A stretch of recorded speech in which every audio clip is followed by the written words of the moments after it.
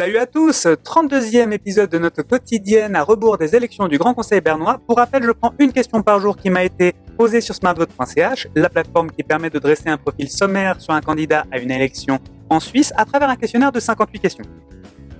Ici, on est sur la 6e et dernière question de bloc économie et travail. Êtes-vous favorable à un contrôle plus strict de l'égalité salariale entre les femmes et les hommes dans le canton? Alors moi, j'ai répondu non.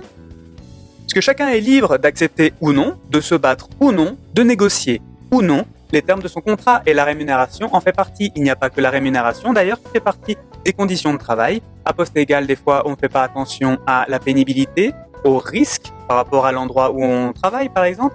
Si on a des places de parking ou d'autres aménagements annexes qui permettent d'avoir des conditions de travail qui sont plus allégées, c'est pourquoi certains des fois sont moins payés que d'autres à poste équivalent. Quand c'est dans la même entreprise, chacun est libre donc de négocier son contrat comme il l'entend. Il est libre à n'importe quel acteur privé de négocier aussi le fait de pouvoir embaucher quelqu'un au terme de contrat qui lui paraisse le plus juste par rapport au travail qui sera fourni ou qui est fourni. Donc, s'il y avait vraiment toujours une inégalité salariale entre les hommes et les femmes, si on se base sur des réels chiffres, il n'y en a pas tant que ça, il n'y en a même presque pas.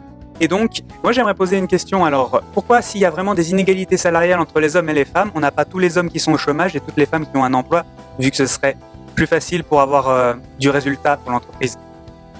Voilà, c'est tout pour aujourd'hui. Je vous remercie d'avoir suivi. Vous pouvez retrouver toutes les retransmissions des précédentes quotidiennes sur TikTok, Facebook et Instagram. Et moi, je vous dis à demain. Ciao!